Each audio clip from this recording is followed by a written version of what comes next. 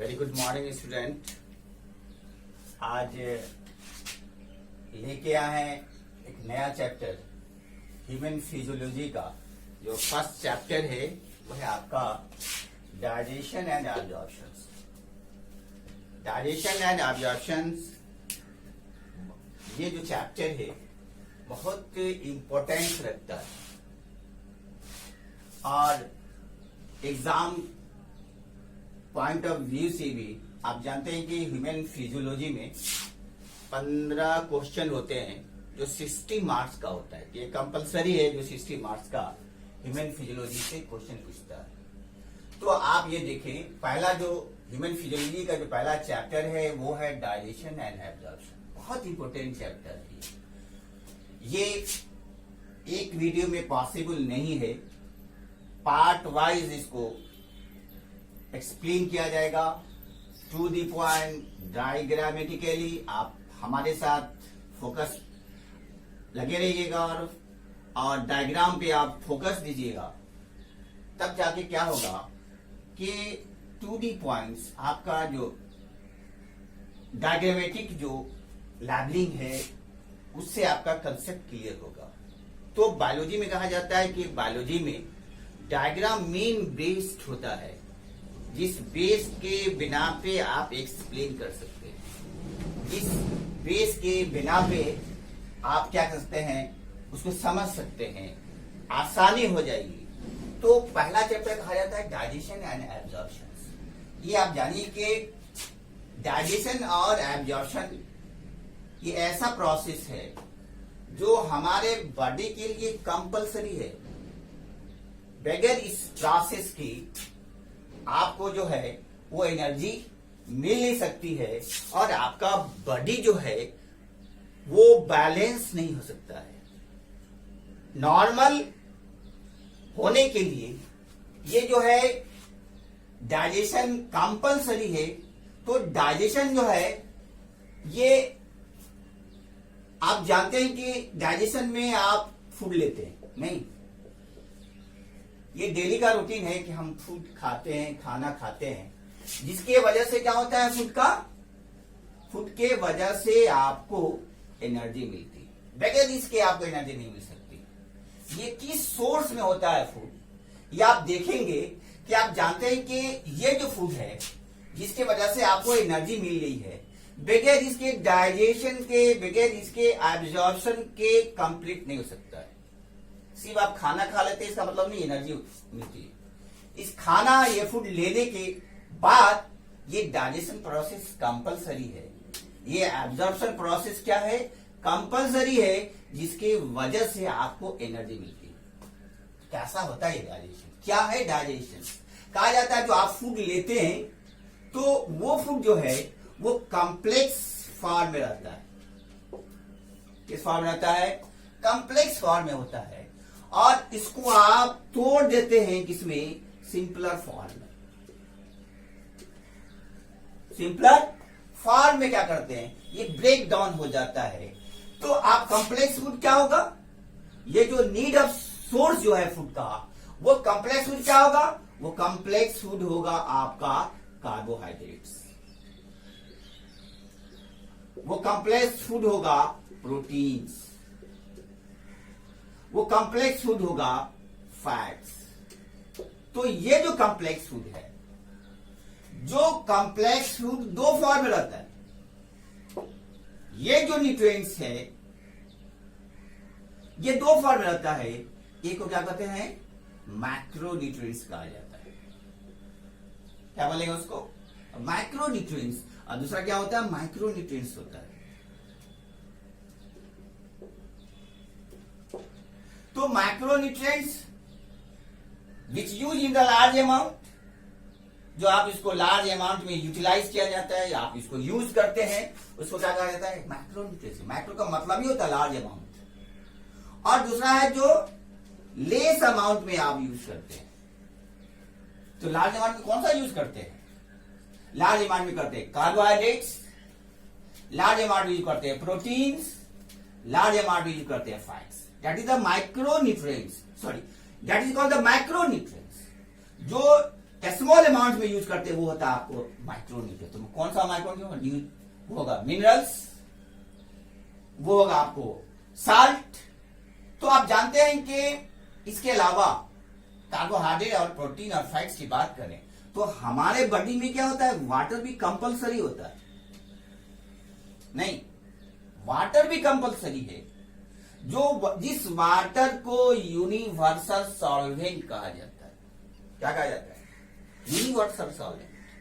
अगर आप, चूंकि आप जानते हैं कि जो माइक्रोन्यूट्रिएंट्स है साल्ट लेते हैं तो साल्ट का फॉर्मूला क्या होता है? Sodium chloride. ये ब्रेक होता है Na+Cl में।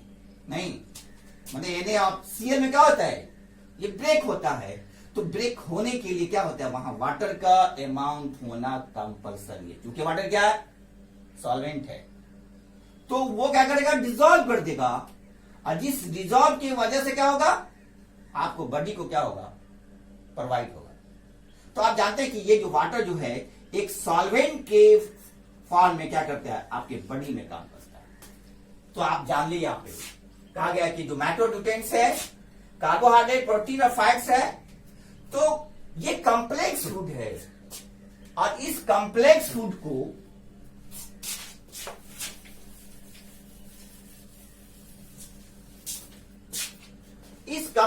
क्या करेंगे? कहा जाता है ना कॉम्प्लेक्स फूड है।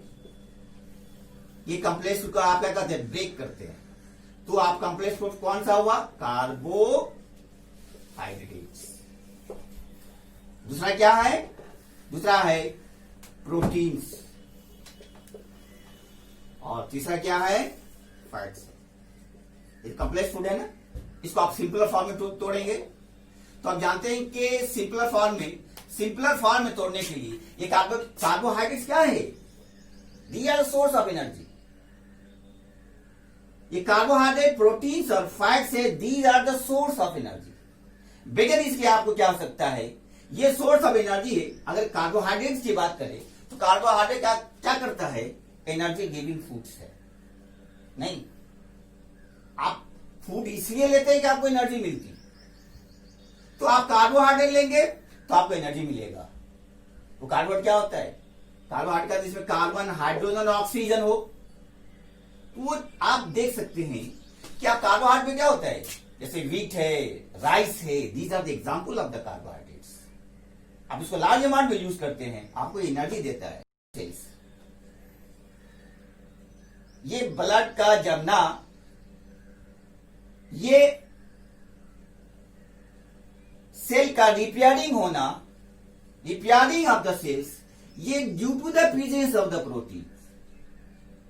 तो कहने का मतलब है फैट्स है जो आपको क्या करता है? ये भी एनर्जी गिविंग है। ये हमारे बॉडी को क्या करता है? टेम्परेचर मेंटेनेंस करता है। तो कार्बोहाइड्रेट ये कॉम्प्लेक्स फूड है। ये क्या चीज में ब्रेक कर जाता है? ये ब्रेक करता है ग्लूकोज में। मतलब ये कॉम्प्लेक्स फूड है, ये तोड़ेगा किसमें? सिंपलर फॉर्म में। तो कार्बोहाइड्रेट में किसमें टूट जाता है? ग्लूकोज में। जो ग्लूकोज क्या? मोनोसैकेराइड्स है। मोनो मतलब सिंगल होता है, सैकेराइड मतलब शुगर सब्सटेंस। तो इसमें अगर मान लिया कि C6H12O6 ये टूट जाता है ग्लूकोज में। ये जो प्रोटीन है जो रिपेयरिंग ऑफ द सेल्स है, सेल्स को तोड़ने के बाद वो जोड़ने का भी काम करता है। तो ये प्रोटीन किस चीज में टूट जाता है?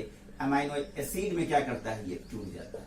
बिगर सिंपलर फॉर्म में आपका डाइजेशन नहीं होगा। जब आपका डाइजेशन नहीं होगा तो आपका एब्जॉर्प्शन प्रोसेस नहीं होगा। और फैट्स की बात करें तो फैट्स क्या में टूट जाता है? फैट तोड़ देता है फैटी एसिड्स प्लस ग्लिसरॉल। तो क्या देखें आप यहां पे?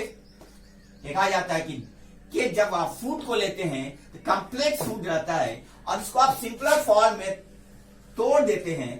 तो ये जो कॉम्प्लेक्स फूड है, glucose, amino acid, fatty acid और ग्लिसरॉल में क्या होता है? ये सिंपलर फॉर्म में टूट जाता है। और सिंपलर फॉर्म कहा जाता है कि यही सिंपलर फॉर्म आप देखेंगे स्टेप बाय स्टेप आप देखेंगे तो वही क्या होता है? यही ब्लड वेसल्स के साथ मिल करके आपको बॉडी में जो है आपको एनर्जी प्रोवाइड करता है। तो आप जानते हैं कि ये जो डाइजेशन प्रोसेस है, तो डाइजेशन प्रोसेस किसको कहेंगे? कि complex food break down into simpler form. That is called digestion. तो आप क्या करें यहाँ पे, और कहा जाए कि डाइजेशन होता है तो डाइजेशन कहां से स्टार्ट होता है? ये जो डाइजेशन प्रोसेस है, ये जो ह्यूमन बीइंग का जो डाइजेस्टिव सिस्टम है, ये डाइजेस्टिव सिस्टम को दो पार्ट्स में डिवाइड कर दी। कितने भाग में डिवाइड करें? डाइजेस्टिव सिस्टम को दो पार्ट में डिवाइड कर देते हैं। एक को कहा जाता है एलिमेंट्री कैनाल,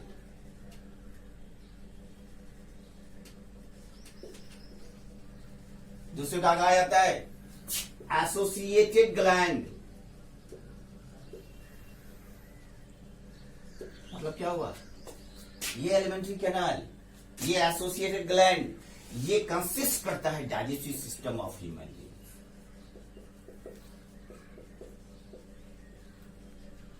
ये digestive system of human beings जो है, ये जो एलिमेंट्री कैनाल और एसोसिएटेड ग्लैंड है, ये डाइजेस्टिव सिस्टम को क्या करता है? फॉर्मेशन करता है। तो एलिमेंट्री ग्लैंड किसको कहेंगे और एसोसिएटेड ग्लैंड किसको कहेंगे?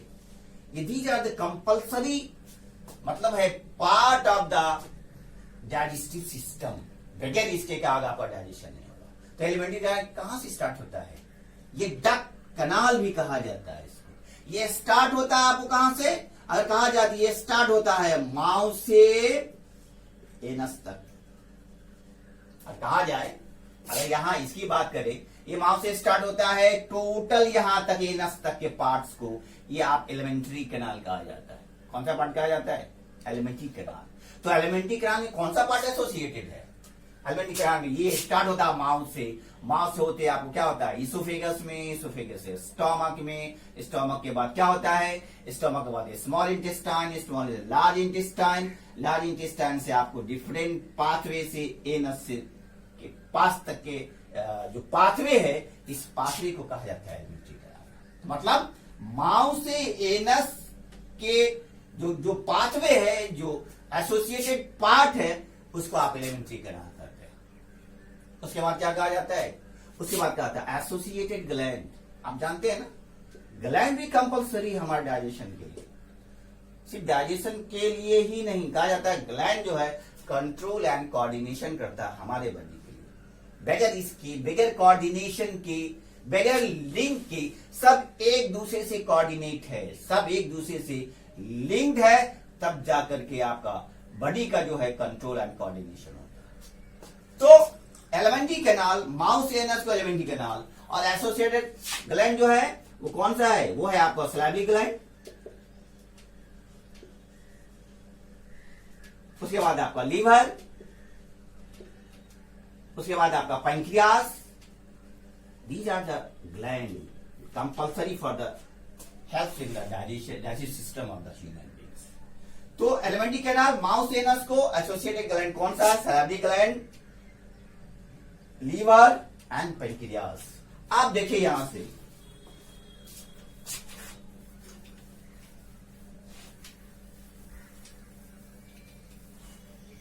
अगर डाइजेस्टिव सिस्टम ह्यूमन बीइंग है तो इसमें डिफरेंट प्रोसेस होता है।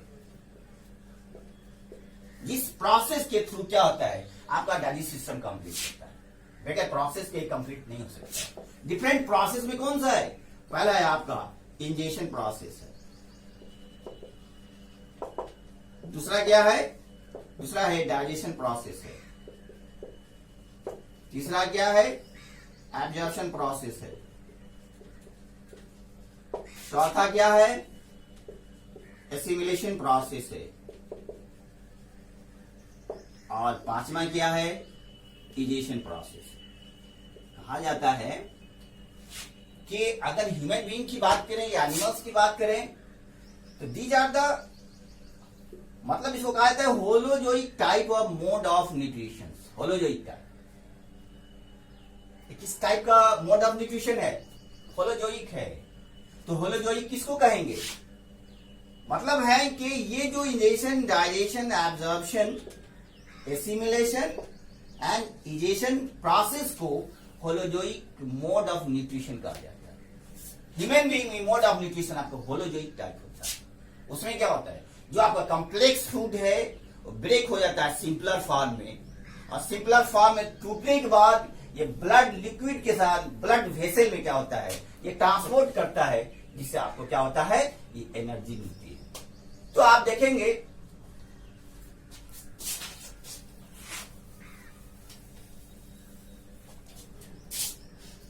जब आप देखते हैं एलिमेंट्री कैनाल को,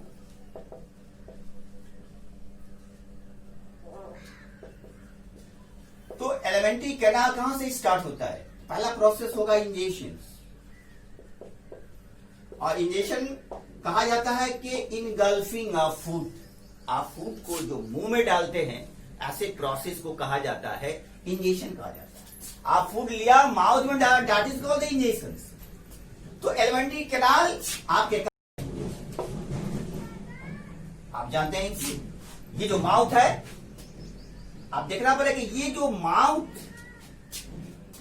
के अंदर क्या होता है, एक कैविटी होती है, जिस कैविटी को क्या कहा जाता है, बक्कल कैविटी कहते हैं। क्या कहेंगे? Buccal cavity. अगर आप माउथ की बात करें, तो अगर माउथ आप उठाने की बात करें, ऐसे माउथ अगर ओपन कीजिए, तो इस कैविटी को बक्कल कैविटी कहा जाता है। जहां क्या होता है, अगर कहा जाए इस कैविटी में, इसको ओरल कैविटी भी कहा जाता है। माउथ कैविटी का मतलब क्या होता है? माउथ कैविटी या माउथ में क्या मतलब होता है? ओरल कैविटी कह सकते हैं। उसमें क्या होता है, उसमें आपका जो टीथ है, टीथ एसोसिएटेड रहता है। तो जैसे फूड को आप माउथ में डालेंगे, तो माउथ में डालने के बाद क्या करते हैं, आज उस वो माइक्रो जो न्यूट्रिएंट्स है, कार्बोहाइड्रेट, प्रोटीन और फैट जो है, उसको आप मास्टिकेशन करते हैं। चबाने की प्रोसेस को मास्टिकेशन कहा जाता है। जैसे आप डाले वहां, तो वहां पे माउथ होता है, मास्टिकेशन प्रोसेस स्टार्ट हो जाता है। तो इसमें जानते हैं कि जैसे ही आप फूड डाले माउथ में, माउथ से बकल कैविटी में, चूंकि उसमें क्या होता है, टीथ होता है। जो टीथ आपके फूड को मास्टिकेशन करता है, चबाने के प्रोसेस में काम करता है। तो इसमें जानते हैं कि जो टीथ होगा, तो जैसे ही आप माउथ में डालने के बाद टीथ में गया, तो एक चीज जान लीजिए यहां पे कि उस टीथ में डिफरेंट टाइप्स का टीथ होता है। कहा जाता है ना कि ह्यूमन बीइंग का जो टीथ होता है, वो डायफ्यूडोंट होता है। डायफ्यूडोंट होता है। जो डायफ्यूडोंट एक डिवाइड रहता है टेम्पररी टीथ में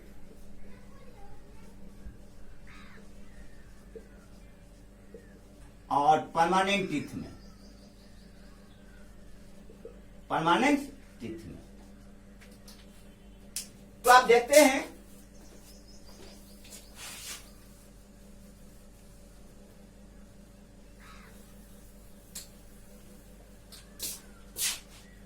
अगर टेम्पोररी टीथ है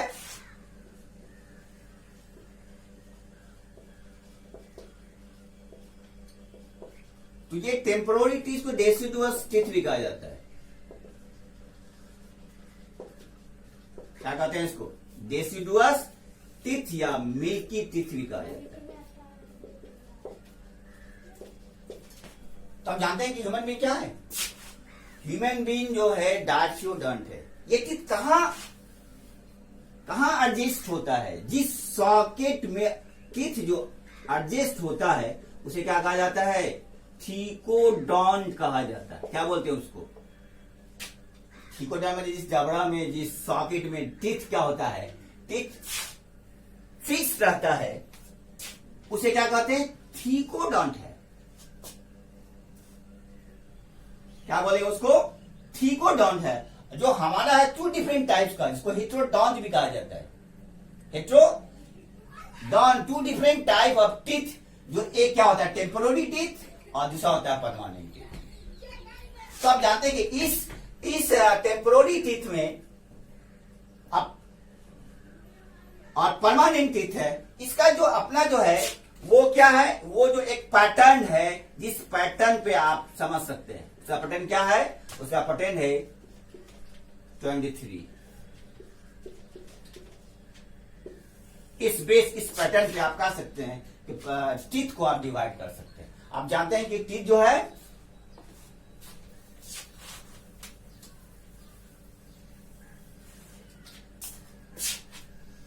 एक होता है इंसीजर, दूसरा होता है कैनाइन, तीसरा होता है प्रीमोलर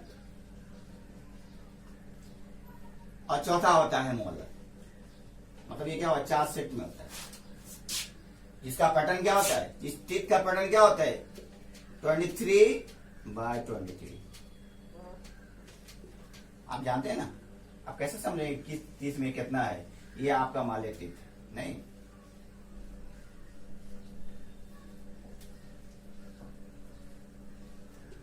आप इस पैटर्न में इसको डिवाइड कर दीजिए, इस टाइप में डिवाइड कर दीजिए। कहा जाता है कि जो परमानेंट टीथ होता है कितना होता है, कंपल्सरी परमानेंट आपका 33 होता है। कितना होगा, 32 होता है। तो कैसे समझेंगे 2 1 2 3 2 1 2 3, इसको 4 सेट में डिवाइड कर दीजिए। 1 2 3 4 नहीं, एक ये हाफ पार्ट कर दीजिए, ये अपर जॉ, नीचे क्या होगा लोअर जॉ। तो आप जानते हैं कि जो ये होगा आपका क्या होगा, इंसीजर होगा, ये आप क्या होगा कैनाइन होगा, ये होगा आप क्या होगा प्रीमोलर होगा, ये क्या होगा आपको सॉरी ये मोलर होगा, ये क्या होगा प्रीमोलर। ये इंसीजर, ये कैनाइन, ये प्रीमोलर एंड मोलर। तो आप कह सकते हैं ना, अगर इसको इस भाग में डिवाइड कर दीजिए तो अगर इसको कहेंगे 4 5 6 7 8, इस पार्ट में कितना हो गया, इस बार अब ऊपर किए तो 8 हो गया, नीचे क्या हुआ 8 हो गया, इसमें भी 8 हो गया, इसमें भी 8 हो गया, तो टोटल कितना हुआ 32। ये पैटर्न है टीथ का। 21 23 और 21 23 से आप उसको आप एक्सप्लेन कर सकते हैं इस पैटर्न पे। तो इंसीजर, कैनाइन, प्रीमोलर और मोलर। आप जानते हैं कि इंसीजर का काम क्या होता है, अगर कहा जाए कि हार्बीवोर्स में भी इंसीजर होता है, कार्निवोर्स में कहा जाए तो कैनाइन होता है। तो इंसीजर का फंक्शन होता है कुतरने के काम। आप कोई खाते हैं, आप कोई सेब खाते हैं, आप कोई फल खाते हैं, तो इंसीजर का काम होता है। कैनाइन का काम क्या होता है, चीर फाड़ करने के लिए। और प्रीमोलर ये चौड़ा मेन पार्ट्स होता है, जिसको आप क्या करते हैं, जो ग्राइंडिंग फूड को ग्राइंडिंग करने में, पीसने में क्या करता है, वो हेल्प करता है। तो ये हुआ टीथ का काम। आप देखिए कि तो परमानेंट कितना हुआ 32, इसलिए हम लोग क्या है डायफ्यूडंट है। हमारा जिस सॉकेट में जॉइन होता है इसको क्या कहते हैं, थीकोडंट कहा जाता है नहीं। अब एक चीज देखिए, हालांकि कहा जाता है शार्क के बारे में, तो शार्क के बारे में टूटता है होता है पॉलीफायोडंट है, टूटा हुआ कितनी बार टूटता है, कितनी बार होता है। शार्क के बारे में कहा जाए, शार्क का मतलब ये है, तो शार्क के बारे में कहा जाता है कितनी बार होता है, दांत होगा, दांत टूटेगा ना, तो फिक्स है कि 32 होगा। आपका जो फूड कहाँ है, माउथ में। आप जानते हैं कि माउथ में क्या होता है, माउथ में जो स्लाइमी लेयर सिक्रीट होता है, जो स्लाइमी सब्सटेंस होता है, उस स्लाइमी सब्सटेंस क्या कहते हैं, सलाइवा कहते हैं। अगर आपको खट्टा की बात किया जाए तो खट्टा मुंह में पानी आने लगता है, ये पानी क्या है, ये पानी आपका सलाइवा है। जो सलाइवा कहां से सिक्रीट होता है, जो सलाइवा सिक्रीट होता है सलाइवरी ग्लैंड से। कहां से सिक्रीट होगा, सलाइवरी ग्लैंड से। और आप जानते हैं कि ये जो सलाइवा है, जो सलाइमी लेयर है सलाइवा, इसका बहुत बड़ा रोल होता है हमारे माउथ में।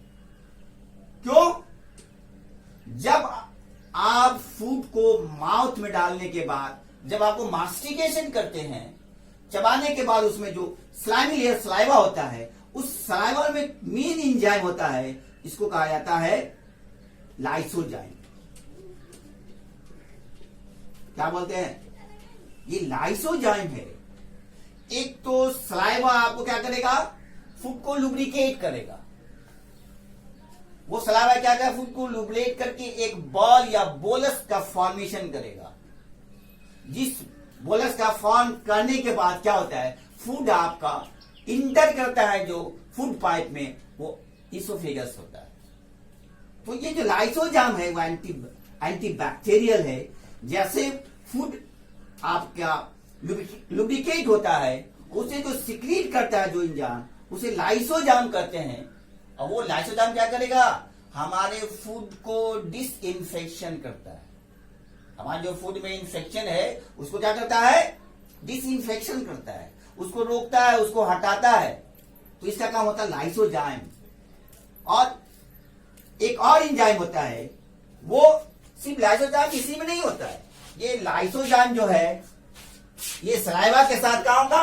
ये सलाइवा के साथ होगा आपको टीयर ग्लैंड में, टीयर में। उसके बाद क्या होगा आपको? स्वेट में। तो स्वेट में भी, टीयर में भी आपको लाइसोजाइम का क्या होता है? मेन रोल होता है। तो आप यहां देख लीजिए, तो लाइसोजाइम का काम हुआ कि फूड को डिसइंफेक्शन करना। उसमें जो ग्लैंड होता है वो सलाइवरी ग्लैंड होता है। इसके अलावा भी इसमें क्या होता है? एक एंजाइम होता है, उसको कहा जाता है टाइलिन, या इसको सलाइवरी एमाइलेज भी कहा जाता है। सलाइवरी एमाइलेज भी कहा जाता है। तो ये जो सलाइवरी ग्लैंड है, इसमें 3 पार्ट्स में आप डिवाइड कर सकते हैं। सलाइवरी ग्लैंड कहते पार्ट डिवाइड करिएगा 3 पार्ट्स में। आप देख सकते हैं यहां पे ये फूड जैसे माउथ, ये सारा प्रोसेस कहां हो रहा है? ये सारा प्रोसेस आपके माउथ में हो रहा है। इंजेक्शन प्रोसेस क्या होता है? ये इंजेक्शन प्रोसेस यहां से यहां तक होता है। अगर इसकी बात करें कि यहां से यहां तक के प्रोसेस को इंजेक्शन कर सकते हैं। एब्जॉर्प्शन क्या होगा? एब्जॉर्प्शन होगा ये डाइजेशन का होगा, डाइजेशन होगा आपको स्टोमक में, ये दूसरा प्रोसेस। और एब्जॉर्प्शन क्या होगा? स्मॉल इंटेस्टाइन में। तो ये सारा प्रोसेस यहां से यहां तक अभी आपका हो रहा है, इंजेक्शन प्रोसेस हो रहा है जो माउथ में हो रहा है। तो आप जानते हैं कि इस सलाइवरी ग्लैंड को हमने 3 भागों में डिवाइड कर दिया। एक को कहा जाता है सबलिंगुअल ग्लैंड। क्या बोलेंगे? सबलिंगुअल। लिंगुअल का मतलब क्या होता है? यहां ना सबलिंगुअल एंड मैक्सिलरी ग्लैंड्स कहा जाता है सबलिंगुअल। लिंगुअल का मतलब होता है टंग। जो हमारा टंग है, टंग के नीचे, सब का मन होता है लोअर साइड्स। ये टंग के नीचे साइड में जो होगा, ऐसे ग्लैंड को आप क्या कहिएगा?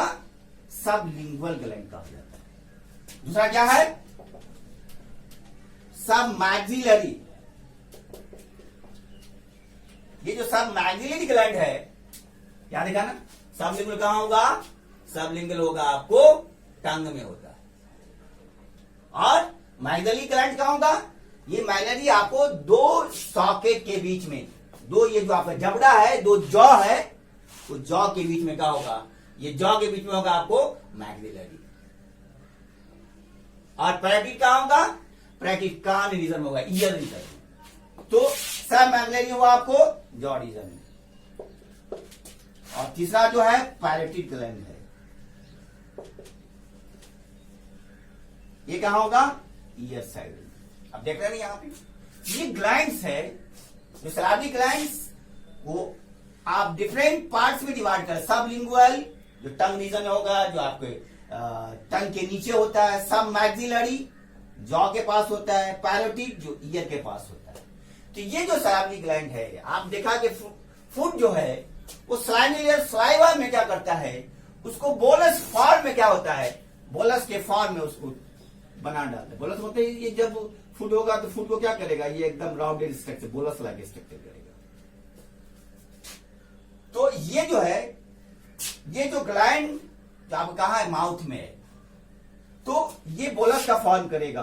और आप जानते हैं ना, यहां पे 2 चीज है, आप देख रहे हैं कि यहाँ पे कहा जा रहा है, जैसा ध्यान दीजिएगा डायग्राम पे, ये पार्ट देख रहे हैं ना, एक माउथ का जो रीजन होता है, माउथ, ये हम जो फूड लेते हैं ना, एक रीजन ऐसे होता है और एक होता है विंड पाइप। तो जहां विंड पाइप और फूड पाइप, जहां दोनों जाकर के जो स्पेस में मिलता है उसको कहा जाता है, क्या चीज कहा जाता है, इसको कहा जाता है फैरिंग्स कहा जाता है। क्या करेगा वहां पे, उसको क्या बोलते हैं, फैरिंग्स कहा जाता है। जो फैरिंग्स विंड पाइप से भी और फूड पाइप से जाके स्पेस में मिलता है, उसे क्या कहेंगे, उसे फैरिंग्स कहा जाता है। तो एक चीज डाल लीजिए यहाँ पे, ये जो फैरिंग्स है ना, एक फूड पाइप से आया और विंड पाइप में एक फ्लैप होता है। क्या होता है यहाँ पे, एक फ्लैप होता है, जिस फ्लैप को कहा जाता है इपीग्लोटिस। उस फ्लैप को आप क्या कर रहे हैं, इपीग्लोटिस कहा जाता है। अगर फैरिंग्स की बात करें तो फैरिंग्स में दोनों साइड्स, एक wind pipe and food pipe, दोनों ही जाकर क्या होता है, जो स्पेस होता है उसको आप क्या कहते हैं, फैरिंग्स कहा जाता है। वहां पे एक फ्लैप होता है, उस फ्लैप को, उस ढक्कन को क्या बोलते हैं, इपीग्लोटिस कहते हैं। इसका भी अपना बहुत बड़ा रोल होता है। इसका रोल क्या होता है, आप जैसे फूड लेते हैं ना, क्योंकि ये ओपन करता है, ये इपीग्लोटिस जो है, वहां पे जो स्पेस होता है, जो टीनी पोर्स है, उसको कहा जाता है ग्लोटिस कहा जाता है। तो आप मुंह से भी सांस ले सकते हैं, नाक से सांस तो लेते ही है विंड पाइप। तो वहां जो फ्लैप है, वो फ्लैप क्या करेगा, वो फ्लैप जैसे आप फूड लेते हैं ना, तो फूड जैसे ही हुआ तो फ्लैप आपका क्या करेगा, विंड पाइप में ढक लेता है, जिसके वजह से आपका खाना, जो आपका फूड जो है, वो विंड पाइप में जाता नहीं। मतलब ये प्रिवेंट करता है फूड को कि विंड पाइप में नहीं जाए। इसलिए कहा जाता है खाने वक्त इंसान को क्या है, बोलना नहीं चाहिए। रीजन यही है कि आप खाते वक्त बोलेंगे ना, तो हो सकता है कि फूड आपका क्या होगा, विंड पाइप से, जहां फ्लैप से क्या होगा, वहां पर कंजेस्ट कर जाएगा, आपको प्रॉब्लम हो जाएगा सांस लेने। तो ये प्रोसेस है। उसके बाद जैसी फूड आपका इंटर किया, तो इंटर किया तो कहां जाता है, इसोफेगस में। ये जो फर्स्ट प्रोसेस अभी बताए इंजेक्शन का, वो स्टार्ट माउथ से होता है। माउथ से आपके फूड जैसे वो कॉम्प्लेक्स फॉर्म में टूटता है, जैसे डिफरेंट पाथवे से इन करता है और जाता है कहां, इसोफेगस में। और ये इसोफेगस क्या होता है, फूड पाइप होता है। फूड पाइप का रोल क्या होता है, कुछ नहीं। फूड पाइप ना तो इसमें कोई एंजाइम होता है, ना उसमें कोई ऐसा पार्ट होता है जो हेल्प कर सके।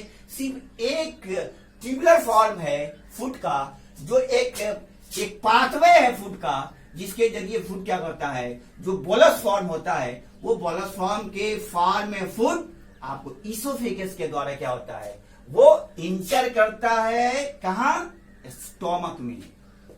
तो आप ये चीज जान लीजिए, कहा जाता है ना, क्योंकि हमारा जो इसोफेगस है या स्टोमक है, चूंकि उसमें क्या है, ये मसल्स है, और ये जो मसल्स का काम ही आप जानते हैं कि कंट्रैक्शन होता है और क्या होता है, रिलैक्सेशन होता है। कंट्रैक्शन और रिलैक्सेशन होता है। तो आप जानते हैं कि इस इसोफेगस में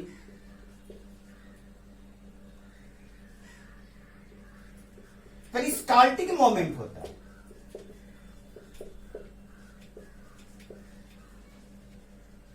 पेरिस्टाल्टिक मोमेंट होता है, जिसके जरिए क्या होता है, किसको कहेंगे, पेरिस्टाल्टिक मोमेंट, जिसमें कंट्रैक्शन और रिलैक्सेशन होता है। जैसे ये मान लिया कि इसोफेगस से फूड अगर इंटर किया, तो फूड का फॉर्म इस फॉर्म में होगा, ये रिलैक्सेशन पीरियड होता है। फूड आपका बोलस फॉर्म होता है, फूड यहां इंटर करेगा, तो जैसे इन करेगा तो ये एक्सपेंड कर जाएगा। क्योंकि इसमें क्या होता है, जो मूवमेंट होता है उसको पेरिस्टाल्टिक मूवमेंट कहा जाता है। कंट्रैक्शन और रिलैक्सेशन होता है, तब जाके माउथ से इसोफेगस तक क्या होता है, जो फर्स्ट प्रोसेस होता है, उसे क्या कहा जाता है, इंजेक्शन कहा जाता है। तो आप देखेंगे कि ये किस तरह से आपने डाइजेस्टिव सिस्टम को दो पार्ट में डिवाइड कर दिया। एक को कहा आपने एलिमेंट्री कैनाल, जिसको कहा एसोसिएटेड करंट। ये दोनों जो है ह्यूमन बीइंग के लिए क्या है, ये कंपलसरी है डाइजेशन में। बगैर इसके क्या होगा, डाइजेस्टिव सिस्टम कंप्लीट नहीं हो सकता है। नेक्स्ट लेक्चर में स्टार्ट करेंगे डाइजेशन प्रोसेस। जैसे डाइजेशन प्रोसेस सेम है, बस आप एक डायग्राम को क्या कीजिएगा, डायग्राम को फोकस दीजिएगा। जैसे डायग्राम आपका क्लियर हो जाएगा तो क्या होगा, आपका कंसेप्ट क्लियर होगा।